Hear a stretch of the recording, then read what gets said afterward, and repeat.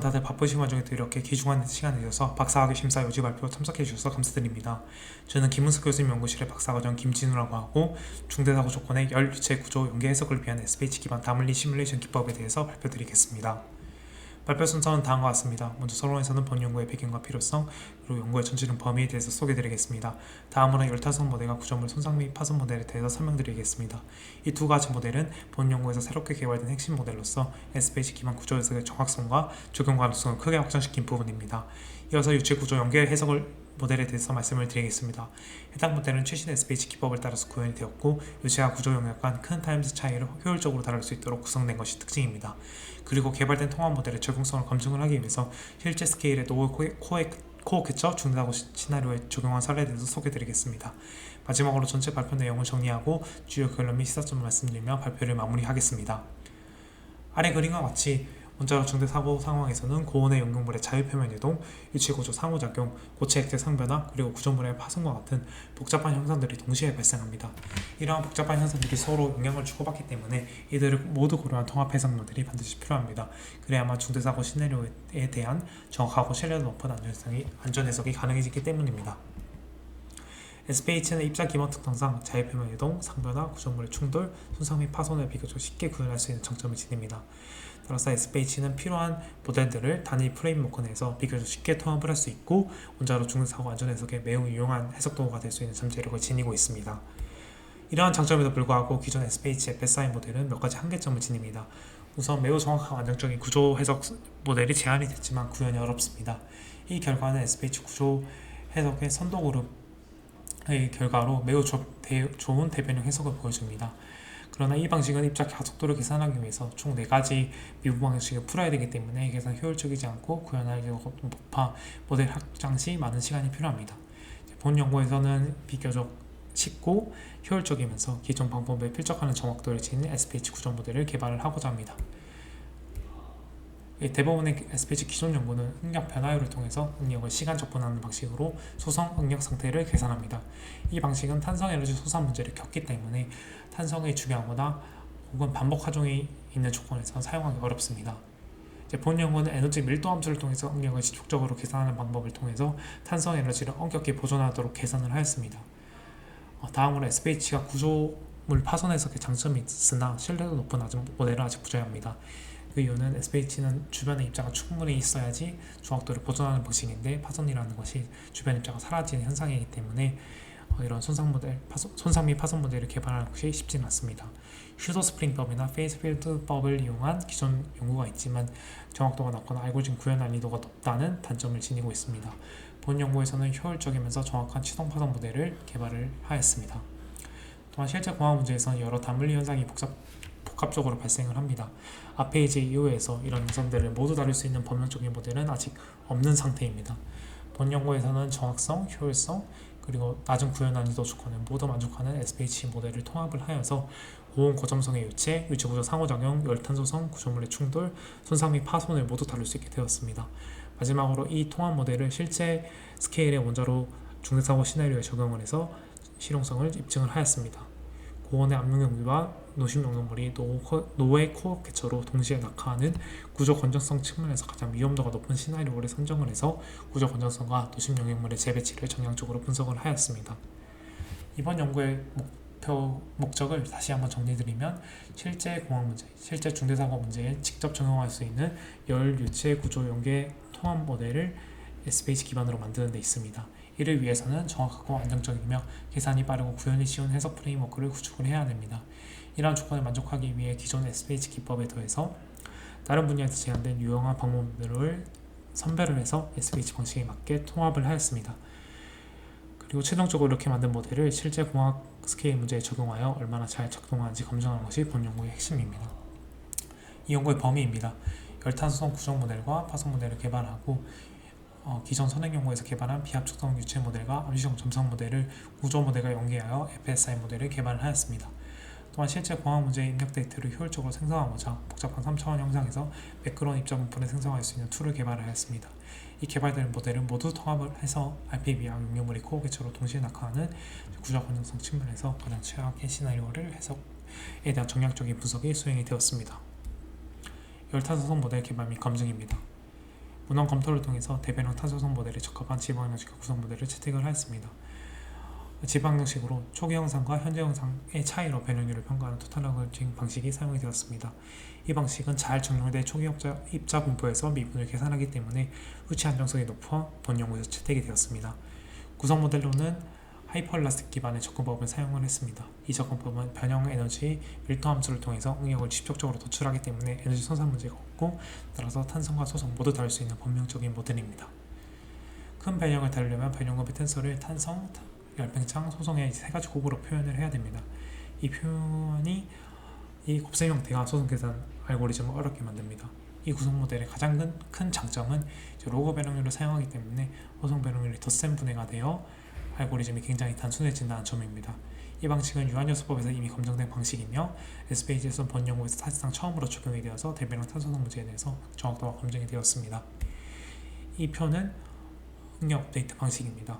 우선 입자의 속도를 통해서 변형급의 증분을 계산한 다음 이 변형급의 증비가 모두 탄성에 기여한다고 가정을 하고요. 변형률과 응력을 업데이트를 해줍니다. 그리고 이 응력 상태가 항복 응력을 넘는지 안 넘는지 판별한 후 넘지 않으면 이 상태가 현재 상태와 동일하다 하고 루프를 빠져나옵니다. 만약에 항복 응력 상태를 넘게 되면은 소성 계산 알고리즘으로 넘어가게 됩니다.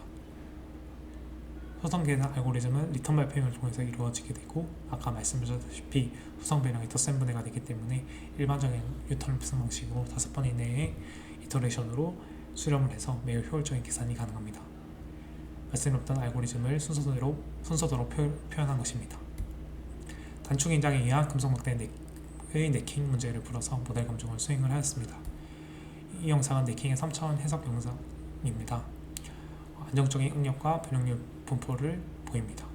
정량적인 검증을 위해서 인장에 따른 네킹 영역의 반지름 감소와 하중 변화를 비교를 하였고, 기존 실험 결과나 수치 해석 결과와 잘 일치를 하였습니다.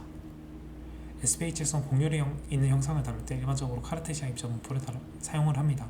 카르테시안 입자 분포는 실제 형상과 일치하지 않는 극부정의 노치가 발생을 할 수 있습니다. 이 극부정의 노치는 비물리적인 응력 집중을 야기를 하고, 특히 비가역적인 소성 변형과 구조 손상을 과대평가할 수 있습니다. 이를 해결하기 위해서 캐드 데이터를 활용한 입자 생성 기법을 본 연구에서 개발을 하였습니다.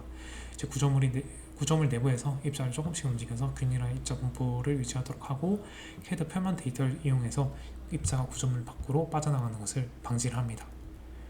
입자 생성기를 통해서 여러 캐드 형상에 대해 적용을 했고, 기존에 만들기 어려웠던 복잡한 형상의 입자 분포를 생성할 수 있게 되었습니다. 5절에서 다루는 코어 캐처는 코어 캐처 인풋 또한 이런 입자 생성기를 활용해서 쉽게 제작을 할 수 있었습니다. 3절은 콘크리트와 같은 준치성 물질의 손상 및 파손을 SPH 기반으로 모델 개발한 과정에 대해서 소개드리겠습니다. 여러 구조물 손상 및 파손 모델 중에 컨티뉴어스 방식을 채택을 하였습니다. 컨티뉴어스 방식은 요소는 그대로 두고 요소 내 균일한 균열을 가정해 요소의 강도 감소를 통해서 손상을 모사합니다. 손상 역학, 페이스 필드도 이 두 가지 모델이 대표적으로 있고, 손상 역학의 경우 응력의 1-D라는 손상 속도를 나타내는 벡터를 곱하면 되기 때문에 굉장히 코드 구현이 쉽다는 장점이 있습니다. 하지만 이 그림처럼 유한요소법에서는 균열면의 불용속성을 직접 표현하지 못하므로 한계가 있는 모델이지만, SPH는 이런 불원적성을 굉장히 쉽게 표현을 할 수 있기 때문에 본 연구에서 채택이 되었습니다.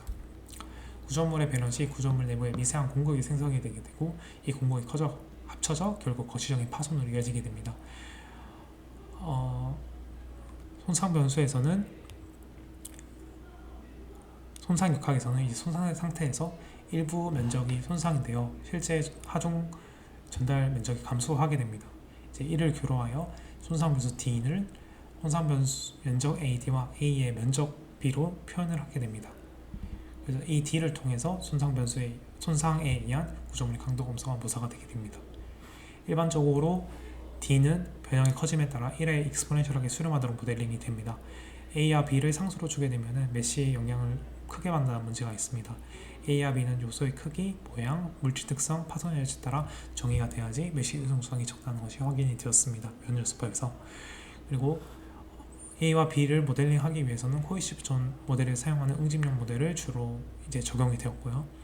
균열이 열리면서 응집력이 지속적으로 감소하면서 이 영역 아래의 면적이 파손 에너지가 되게 됩니다. 이 접합력의 응력과 같다고 가정을 하게 되면 마지막 식처럼 격자의 덜 의존적인 손상 역학 함수를 유도할 수 있습니다. 본 연구에서는 이 모델이 입자 크기 영향을 적게 받는 것을 SPH에서도 확인을 하였고 센티미터에서 미터 단위 콘크리트 시편에 대해서 정확도를 검증을 하였습니다.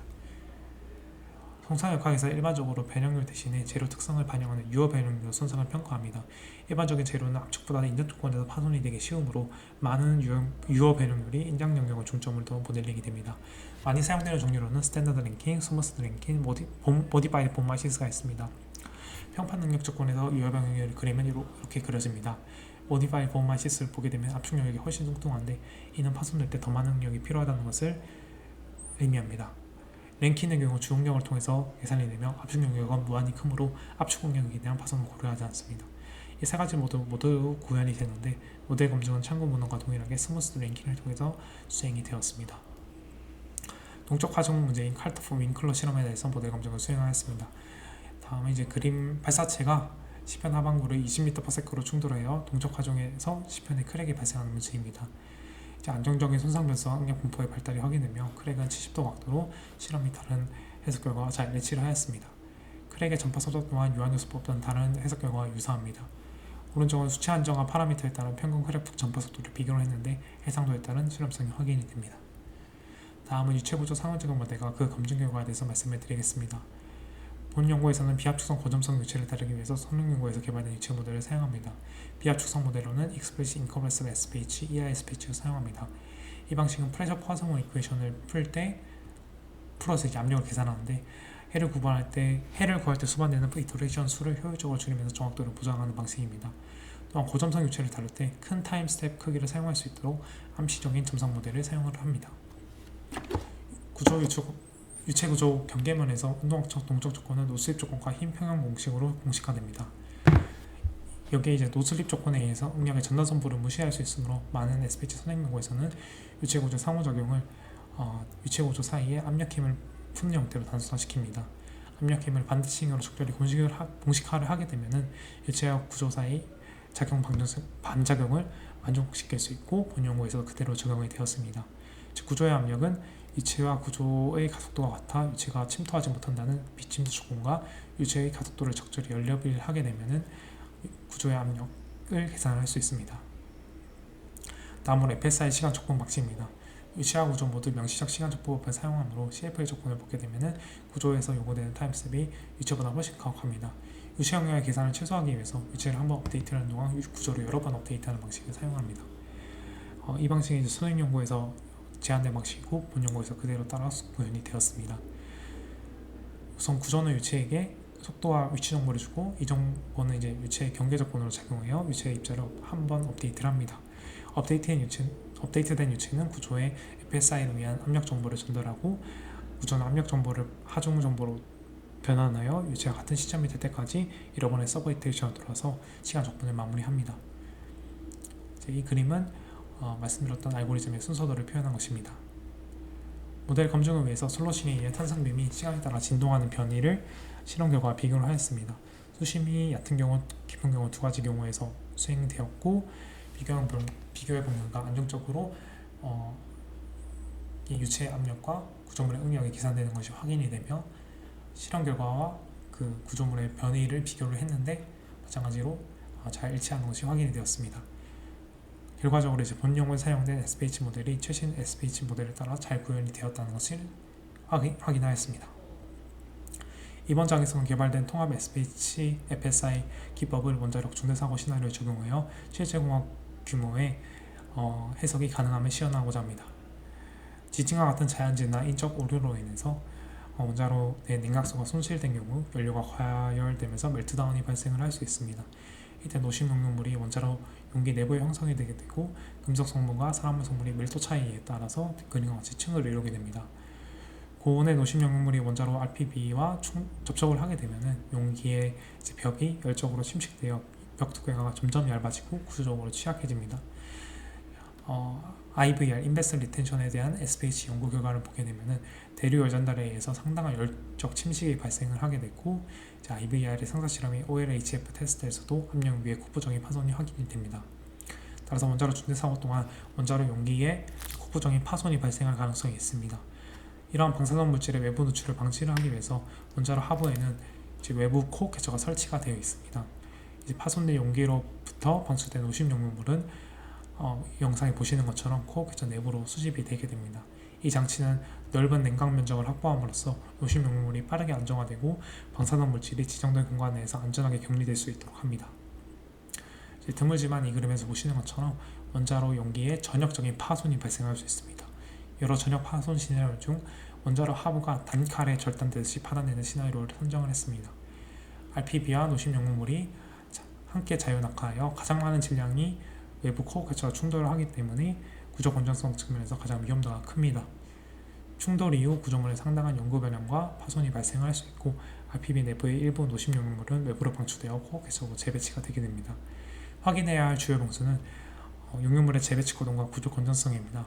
핵물질이 코어 캐쳐 내에 안전하게 안착되어야만 중대사고를 빠르게 수습을 할 수 있고 코어 캐쳐가 제 기능을 수행하려면 충돌 이후에도 구조물의 건전성이 유지가 되어야 되기 때문입니다.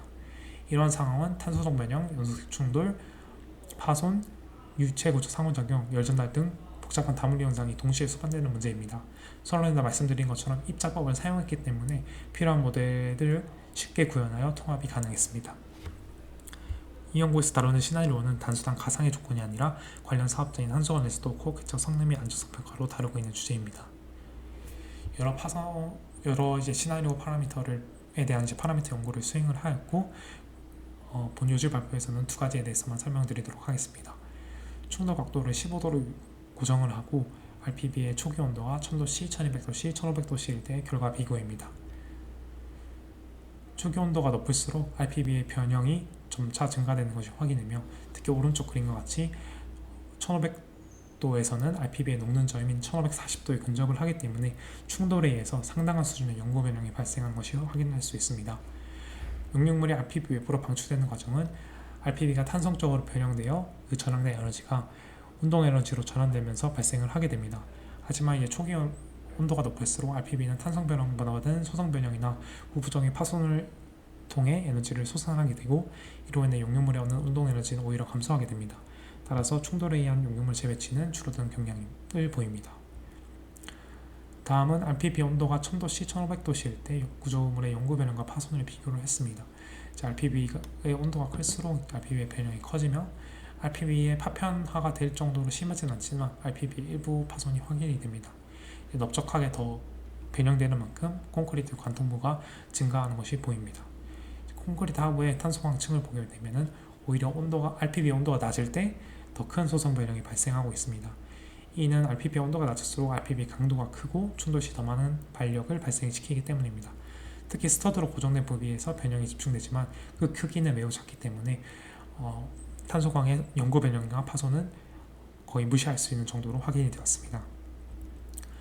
다음 파라미터는 이제 RPB의 초기 온도와 충돌 각도를 1500도씨 15도로 고정한 상태에서 파괴 기준 변수인 크리티컬 데미지 값을 0.2부터 1까지 변화시키며 수행한 파라미터 연구입니다. 크리티컬 데미지 DC를 바꾼 이유는 RPB 크기에 해당하는 DC가 아직 수치적으로 판별이 되지 않았기 때문에 그 예측 가능한 범위에서 DC 값을 바꿔가면서 파라미터 연구를 수행을 하였습니다. 우선 전체 계산 영역입니다. 다음으로 RPB의 비탄성 변형률과 콘크리트의 데미지를 보여주는 영상입니다. 크리티컬 데미지가 0.2, 0.4일 때 RPB가 충돌로 인해서 파편화가 되면서 그 파편화된 RPB가 콘크리트를 긁게 되고 그에 따라 콘크리트의 손상 면적이 굉장히 넓어지게 됩니다. 관통부에서 고온의 용융물과 카본 스틸이 탄소광이 접촉을 하기 때문에 탄소광의 구조 건전성 측면에서 약간 우려스러운 결과입니다.